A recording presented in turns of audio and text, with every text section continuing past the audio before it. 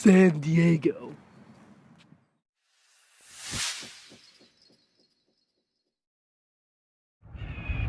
Hello there, weary travelers. Welcome back to Travel Chums. Well, as you can see, we are actually in San Diego, so we're actually kind of sort of out of LA. But you can tell that San Diego's it's pretty nice. You know, it's got yachts, it's got tall buildings, lovely trees, I gotta say. And I think we're gonna do a tour here. So come on, let's go.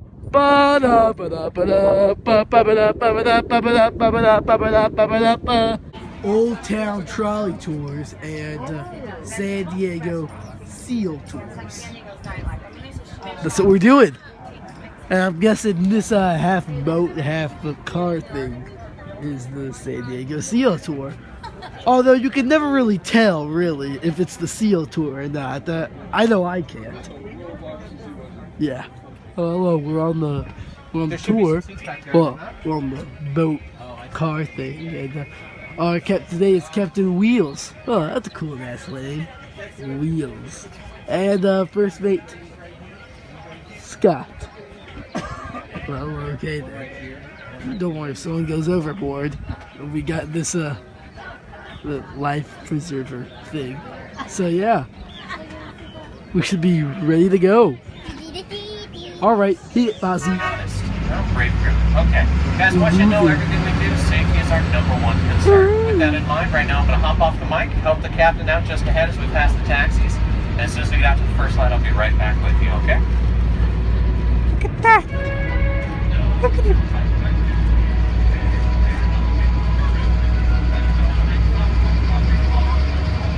Stop the video now. Start your tour. It's about having everyone take a look out the right-hand side window. Oh, a lot of folks come to San Diego, look around, comment on how new and modern our city looks. Well, there's a really good reason why San Diego looks so new.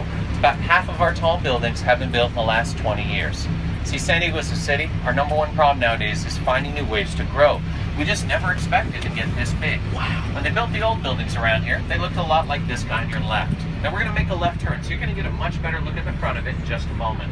But they call the old architecture mission style. It's very decorative. It shows a lot of our early Spanish influence. It's also a ton of single-story buildings spreading out, taking up a whole lot of space. Because there used to be plenty of room available around here. Now the reason why you see old Spain in the old architecture, for a very long time, San Diego was part of Mexico, controlled by Spain. The first European explorer to come this way sailed for the King of Spain. His name was Juan Cabrillo. He was on a boat coming up the west coast of Mexico and California, came into our harbor, spent 4 days around here. Took a really good look around, saw nothing of interest. Planted a flag, took off, never came back. Wrote such bad reports about this area. Only one other European explorer came this way. For about the next 2 hours, he was in real trouble.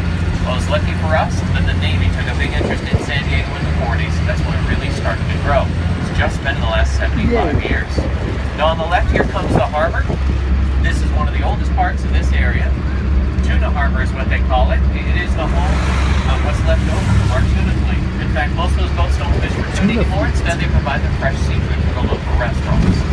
Well, speaking of the Navy, next thing coming up on your left is San Diego's other floating museum. It's called the Maritime Museum. It's a great collection of historic vessels. Reminds me of the Excuse me, I said that wrong. Sorry. USS Midway. Yeah, Papa's got me a little distracted. USS Midway served her country proudly for 52 years, and then she became a floating museum. These piers on your left-hand side used to be an old Navy base. Nowadays, this is the part of San Diego you come to for your whale watching tours, dinner cruises, ferry to Coronado. It's like the complete opposite. San Diego's gotten really good at turning old Navy bases into new, vibrant San Diego. We've had a lot of practice. Navy's owned a lot of this land at one point or another. During World War II, this was called the Broadway Pier Complex. The train tracks rolled all the way out onto that pier. The ships would come in, offload their sailors. Sailors would walk across the street to this very boring-looking, clearly government building. They'd pick up their paychecks, their rations, they'd spread out into downtown San Diego. So this was the center of San Diego during World War II.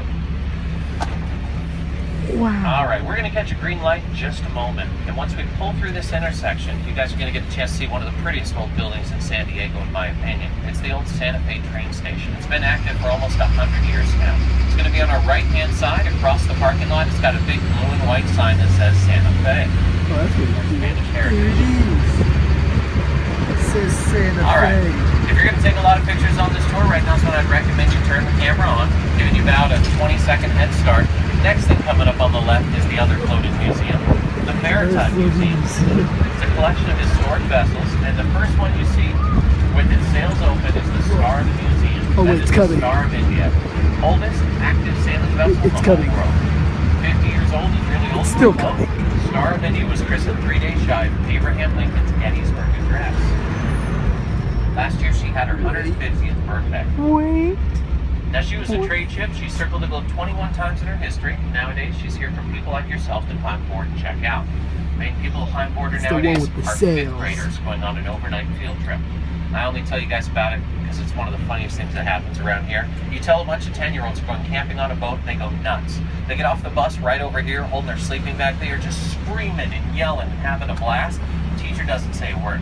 Teacher just walks them down the boardwalk, because when they get next to the ship, someone in a captain's uniform comes down the gangplank screaming right back, telling them, "Be quiet, sit still, you're the worst group of sailors I've ever seen." Now the kids have no idea why this crazy person is yelling at them. The captain says, "Surprise. Wow. You're here to learn the hard life of 19th century sailor. You kids are here to scrub the deck. You're here to work the sails. Some of you are going to go work in the kitchen. All of you are going to take a break at 4 o'clock. Not to relax, to search the bottom of the boat for rats, to make rat stew for dinner the way the sailors used to." Oh no, and that's not the worst part. They break them up into 3 groups, 11, midnight, and 1 a.m. They wake them up in the middle of the night, tell them they have to keep a 1-hour watch of the ship, and if they fall asleep, they're going to get thrown overboard. They send those kids home exhausted. Guys, I have 4 children, 3 of them have done it. I'll tell you, as much as the kids loved it, I loved it even more because my 10-year-old was asleep the entire next day. All part of the fun of the Star of India. Hey, there's a lot of other cool boats there, and I'll tell you a bit more on the way back, okay? All right, on the right-hand side, just up ahead, one of my favorite parts of downtown San Diego. This little hillside right over here is Little Italy. It got its name because when the great earthquake hit San Francisco 110 years ago, a lot of poor Italian fishermen lost everything. They came down to San Diego to start over. Well, nowadays, that part of downtown is just fantastic for parking your car and wandering around it. It's known for its Italian culture, great Italian food, and high-priced apartments. Oh, wow, that's amazing. No, really. 2-bedroom, 1-bath apartment in Little Italy costs you $2,600 a month to rent. I know that sounds crazy, but that's not the crazy part. Take a look over there and notice what's different about that part of downtown. See how it's the only part of downtown that doesn't have a bunch of big buildings sticking out of it? Yeah, it doesn't. The reason for that is because Little Italy sits on the final flight path of the San Diego International Airport, busiest airport in the United States with only 1 runway. On a busy summer day with tourism, we have to have an airplane take off or land every 60 to 90 seconds. People that live over there pay $1,300 per bedroom, and all summer long they get jumbo jets 120 feet above their living room ceiling on average every 4 minutes between 6:30 a.m. and 11 o'clock at night. Yeah, Sucks I'm not to be making them. this up. On Sunday morning, 7 a.m., that is the noisiest part of downtown San Diego. And I'm really surprised we've been sitting here this long and I don't see a plane flying in. It must. Oh, did you guys see one coming in just as we started? Oh, good. I'm glad you saw that. I missed it. Where's the plane? Oh, well, there's one in the distance. Of course, you'll barely see it, but, you know, whatever. All right, the airport's just a little bit further up ahead. San Diego's airport is called Lindbergh Field, named after Charles Lindbergh, first guy to fly nonstop solo across the Atlantic Ocean.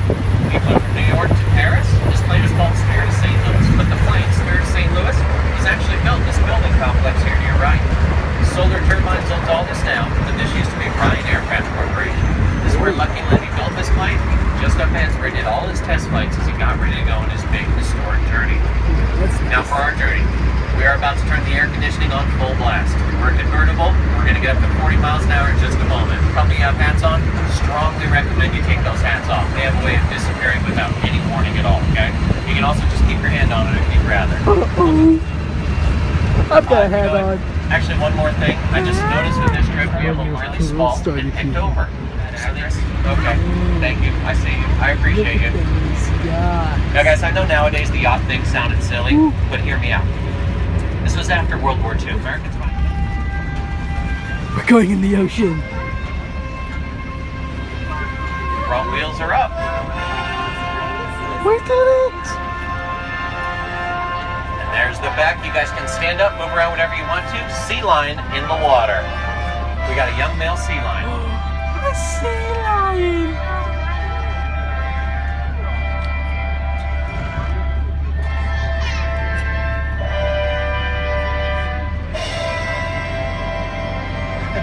What'd you expect I'd do at that point? Goodbye, fisherman.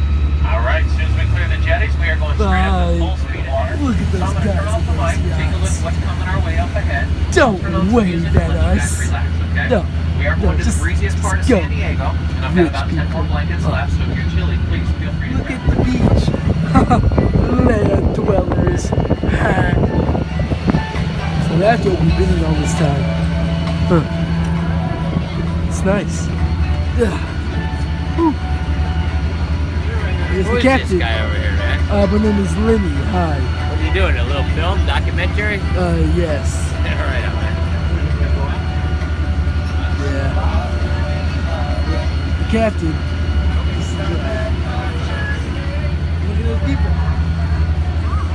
Sailing on the big blue sea. I could be a sailor. You know, if I didn't get seasick. Wow. It's gorgeous out here. Just look at those people. And that building with the gold top on it. Woo! Would not mind living here. On your left side is the island in the center, Coronado. 1/3 on this side, Naval Air Station, North Island. 2/3 on the other side is the most desirable real estate in San Diego County. Well, Naval Air Station is what we're going to see, so quick piece of history. Their claim to fame, birthplace of naval aviation. 104 years ago, the U.S. Navy was the first Navy to start using airplanes. They brought Curtiss biplanes to San Diego, knocked the wheels off the bottom, put pontoons on, used our harbor as a test runway. Let's fast forward to today. Nowadays, you see a lot of naval aviators around San Diego, mostly flying Hornets, FA-18s. These fighter jets are easy to spot because their two tail fins lean out just a bit to make a V. You guys want to see fighter jets? There they are. See the arc-shaped hangars? Look at the two hangars on the left, and there's about 30 to 40 Hornets right in front of them.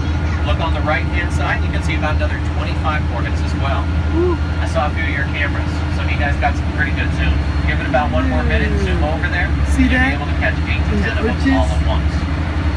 Now, do you see that one square building in the center of that complex? They're keeping fighter Just to jets the there. right of it is an unbelievably large helicopter. Oh. The largest helicopter in the United States Navy, that is a Sea Stallion. Really, the most remarkable thing about them is how absolutely big they are. If you know anybody who drives a new Toyota Camry or a new Honda Accord, both those cars are the same size on the outside. You can fit 3 of those cars inside one of these helicopters. That's how big they are, all right? Now, I don't see any other aircraft over there that are easy to point out on the ground, but there's 2 more that I want to tell you about because we're going to be seeing them later today, I expect. The first is called a Seahawk, anti-submarine helicopter. These guys fly out over the ocean, use onboard equipment to locate and identify enemy subs. They're a very important part of our West Coast submarine detection network. Got it. The other one looks very much the same, but it's different. This is called a Nighthawk, all right? Nighthawks are supply helicopters. They use ship-to-ship transfers. They're used for ship-to-shore transfers. They do a lot of busy work. So if you see one going out towards the ocean, they might be bringing 8 people out to a ship at sea, but they could also be bringing about 600 rolls of toilet paper. They do a lot of different jobs, yeah. All right. Sounds like I said, I life. don't see that press they didn't deserve. Wow. So what they decided is they were going to come clean, make it a public program. Now, not everything they do to this day is public, but most of it is. In fact, even though you haven't heard about the dolphin training, they have their own website. If you do a Google search, Navy Marine Mammal, their website will be the first thing that pops up. Nuts. When they were coming public, Dolphin School to another place about another 2 miles inland into our harbor, all right? I'm going to tell you guys more about that a little bit later. So the dolphins are still around. They still train the animals in our harbor and out in the ocean. We just have a couple other things I want to show you before we get back to that. All right, so yeah, that's the Navy's fuel depot. It is the gas station. Always a crowd pleaser. Okay, swap over to the left-hand side. Behind the sailboat, that big pier over there, that is the Navy's ammo depot. Okay. That's where they hide all the cruise missiles like Tomahawks, machine gun shells, big Navy armaments are kept right over there. And with some of the new Navy ships they're making, they actually have removable weapons packages where they take the whole gun system off the